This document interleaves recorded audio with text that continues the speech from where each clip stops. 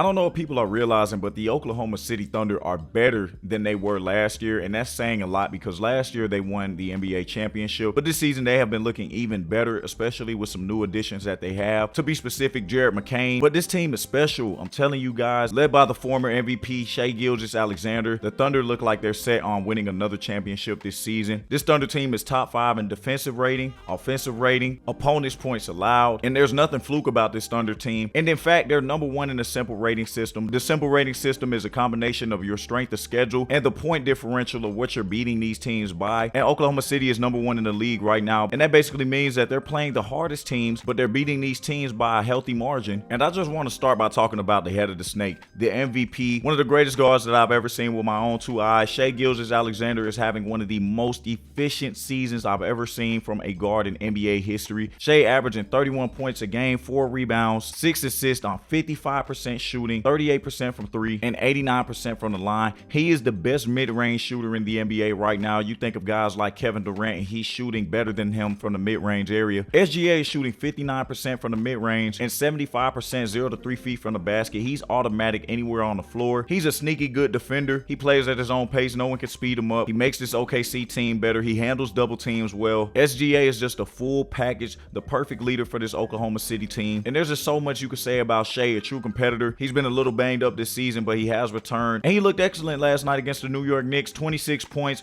very efficient shooting, 56% from the field. He had an 8 assists, and Shai is going to do Shai things. He's going to dominate games. He's going to put points on the board. He's going to be efficient. And this Oklahoma City team looks like they're ready to win another championship with him at the helm. Chet Holmgren has taken a step as one of the best defensive players in the league, and he's made major improvements in spacing the floor. Chet averaging 17 points, 9 rebounds, and almost 2 assists on 55% from the field, which is the highest in his career, 35% from 3, and he's right around his career average in blocks with 2. And we talk about the improved spacing from Chet. He has improved his mid-range shooting by 20% this season. Last season, he was only shooting 25% from 10 to 16 feet from the basket. This season, he's shooting 46%, which is a massive jump. His turnaround phase have been looking better. He's getting to his spots on the floor, and he's converting shots at a high rate, making it easier for the MVP and the rest of his teammates to operate within the offense. I think Chet Holmgren has made that jump as an elite 2-way big man. I was really impressed with what I seen against the Knicks last night. He had 28 points, 8 rebounds. He did not have a block last night, but his defensive impact was felt, and I could see the maturity in his game this season. I'm just really impressed with this Oklahoma City team. Their team defense is so elite. They're top 5 in steals. They're top 5 in blocks. They have switchability all over the floor. You have defenders like Lou Dort, Alex Caruso. Cason Wallace has emerged as one of the best defenders in the NBA. He leads the league in steals right now with 2. Isaiah Hartenstein is a big body in the paint. Aaron Wiggins, Isaiah Joe. They have a lot of depth on this team, and all of these guys are able to play defense. Alex Caruso is the oldest player on this team at age 31.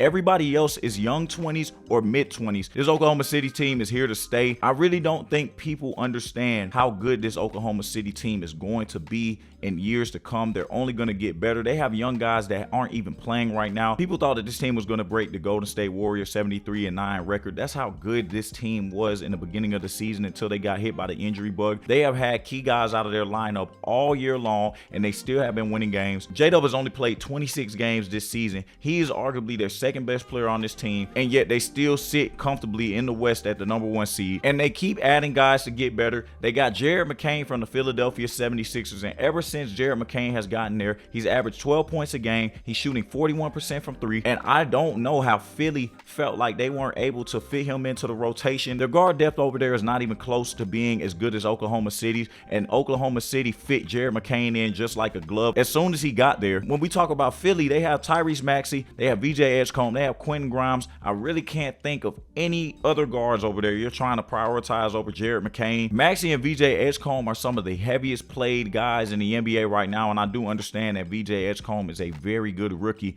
but to have him playing so many minutes when you have a guy like Jared McCain coming off the bench is kind of crazy to me. And shout out to Oklahoma City for really trying to use this kid's talent, and he's just been making it easier for this Thunder team who needed more shooting. The depth of this team is scary. I'm a Bulls fan, and I just seen Jalen Williams, not J-Dub, but Jalen Williams almost have a triple-double against us.